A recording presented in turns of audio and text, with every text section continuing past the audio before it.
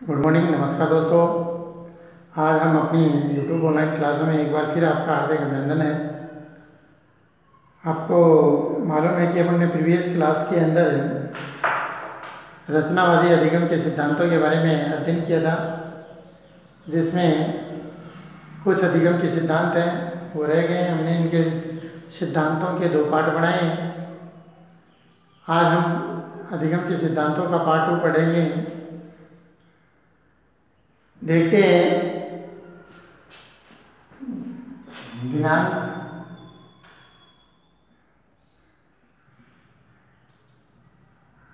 17/9 BEd second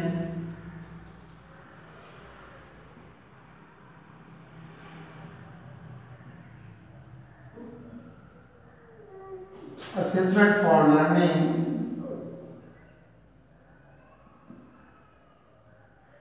unit 3 रचनावाद। रचनावाद में हम पढ़ने जा रहे हैं रचनावादी अधिगम के सिद्धांत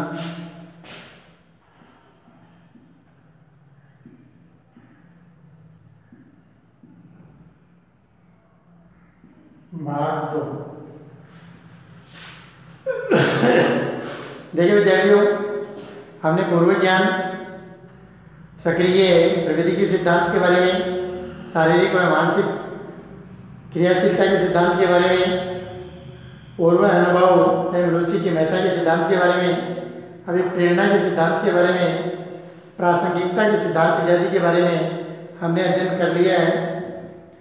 पुनः हम एक बार बात करते हैं कि प्रासंगिकता का सिद्धांत क्या है कि नवीन ज्ञान अधिक प्रारंभिक योग होगा तो निर्मित किया जा सकेगा। अर्थात प्रारंभिक जो ज्ञान है वो यदि प्रासंगिक होगा तो नवीन ज्ञान के साथ इसका संबंध स्थापित किया जा सकता है। और इसी के साथ साथ हम बात करेंगे अन्यथा यदि अप्रासंगिक हो, प्रासंगिकता का सिद्धांत।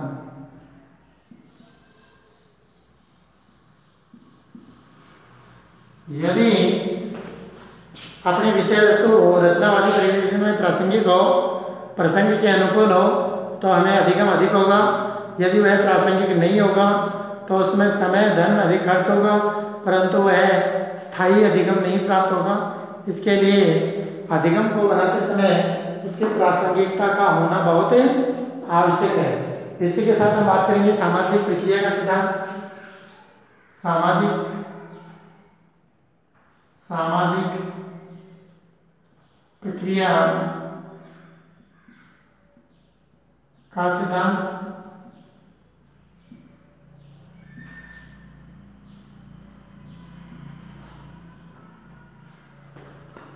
हमें मालूम है कि हम समाज में रहते हैं। समाज के अंदर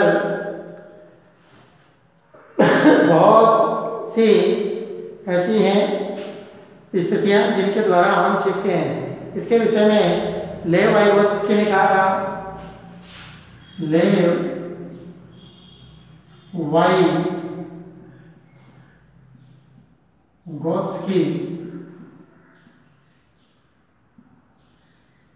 वाइगोत्स्की ने कहा था कि जो व्यक्ति हमारे समाज में रह करके बड़े बुढ़े अर्थात सामाजिक प्राणियों के साथ वार्तालाप करता है तो उसके विषय में हमें बहुत ही उनके जीवन का अनुभव प्राप्त होता है।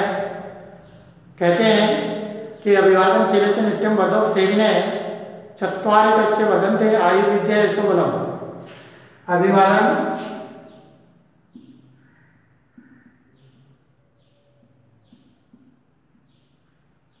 शील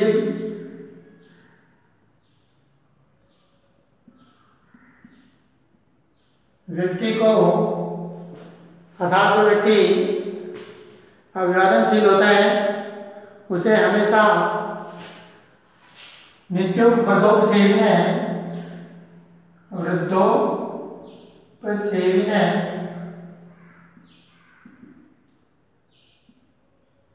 वृद्ध व्यक्तियों की सेवा करना, अभिवादनशील होना। चत्वारि तस्य व्रजन्ते आयु विद्या यश और बल, ये चारों ही हमें चारों गुण हैं वो सामाजिक प्रक्रिया के सिद्धांत के तहत प्राप्त होते हैं। कैसे? हमने है कि किसी भी वृद्ध व्यक्ति के परिवार में जैसे दादा होते हैं, दादा के साथ हमने अभिवादन किया, अभिवादन करने से दादाजी के मन में जो शांति प्राप्त हुई, हमने उनकी सेवा शुश्रूषा की। जब दादाजी मार्केट में इत्यादि में जाते हैं और अपने बच्चों के लिए कुछ न कुछ लाते हैं, विशेष तौर से फल फ्रूट आदि लाते हैं, तो वो फल फ्रूट खाते हैं, तो इससे हमारी शारीरिक क्षमता में वृद्धि होती है। दादाजी के पास बैठने से नवीन ज्ञान का संचार होता है। दादाजी द्वारा किए गए उपकार को हमें यश प्राप्त होता है। अच्छा खाने से, अच्छी शिक्षा प्राप्त करने से हमें बल प्राप्त होता है। इसी प्रकार कहा गया है कि बड़े बुजुर्गों की सेवा शुश्रूषा करने से हमें आयु विद्या यश और बल प्राप्त होता है। सहभागिता का सिद्धांत, सहभागिता का सिद्धांत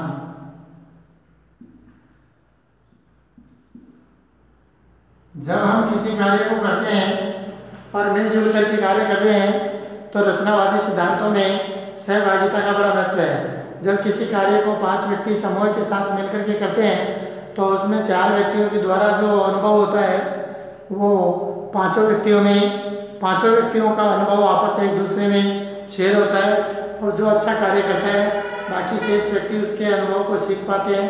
इसलिए कार्य जब भी किया जाए तो सहभागिता के साथ करना चाहिए। जो व्यक्ति एकाकी रह करके कार्य करता है उसमें अधिगम लंबे समय तक नहीं टिकता है और उसको किसी अनेक प्रकार की कठिनाइयों का सामना करना पड़ता है। फिर आता है भाषा की महत्ता का सिद्धांत। भाषा की महत्ता का सिद्धांत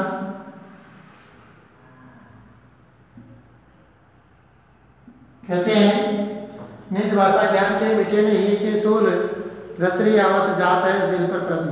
अर्थात निज भाषा ज्ञान के मिटे नहीं के सूल, निज भाषा ज्ञान के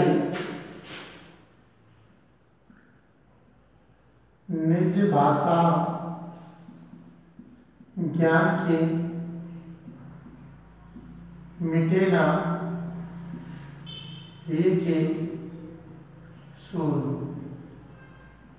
कहते हैं कि अपनी निजी मातृभाषा के बिना ज्ञान के जो कांटे हैं वो हमारे मस्तिष्क और हृदय में चुभते रहते हैं। अतः जो ज्ञान होता है वह हमेशा मातृभाषा में दिया जाए तो मातृभाषा में ज्ञान का अधिक स्थायित्व होता है, अधिगम अधिक होता है, और अपनी मातृभाषा के द्वारा ही उस ज्ञान को लंबे समय तक स्थायित्व प्रदान किया जा सकता है। इसके बाद आता है वास्तविक जीवन से संबंध का सिद्धांत।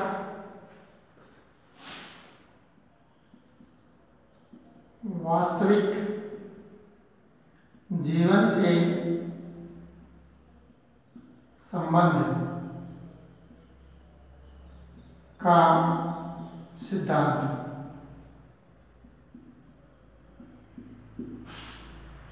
वास्तविक जीवन क्या है इसके बारे में हमारे बहुत सारे रचनावादी कवियों ने कहा है कि रचनावाद के अनुसार अधिगम संबंध वास्तविक जीवन में होना चाहिए, स्वप्न लोक में कभी नहीं होना चाहिए। अधिगमित जो सामग्री है वो वास्तविक जीवन से संबंधित होगी तो नवीन ज्ञान का संचार होगा। यदि वह वास्तविक जीवन से संबंधित नहीं होती है तो उसका नवीन ज्ञान के साथ कोई संबंध नहीं होता है। अर्थात जो सामग्री होती है उसका यथार्थ के साथ संबंध होना बहुत आवश्यक है। समय की पर्याप्तता का सिद्धांत। समय की पर्याप्तता का सिद्धांत। जिस व्यक्ति के पास जो समय होता है वह समय रहते हुए यदि किसी कार्य को कर लेता है तो कार्य कहते हैं आप पछताए होत के तो चिड़िया चुग गई खेत। समय रहते हुए यदि व्यक्ति को कार्य कर लेते हैं, जैसे आप वर्तमान में बीएड की परीक्षा की तैयारी कर रहे हैं, परीक्षा से पहले यदि तैयारी कर ली जाती है तो परीक्षा के अंतर्गत भी काम आती है और आरपीएससी के द्वारा भी। यदि आप इस समय नहीं करके आरपीएससी के समय करते हैं तो तैयारी तो आपको करनी पड़ती है, परंतु इस समय तो आपको नुकसान होता है, बाद में आपको तैयारी अधिक करनी पड़ती है। इसीलिए समय रहते हुए यदि किसी काम को कर लिया जाए तो वो बार बार फल देता है। जैसे वृक्ष एक बार लगाया जाता है और वो जन्म जन्मांतर तक फल देता है, तो विद्या रूपी वृक्ष है वो समय रहते हुए ही यदि लगा दिया जाए, अधिगम कर लिया जाए तो उसके लिए वो हमेशा आजीवन पर्यंत सफलता प्राप्त करता है। इसके साथ ही व्यक्तिगत भिन्नता का सिद्धांत।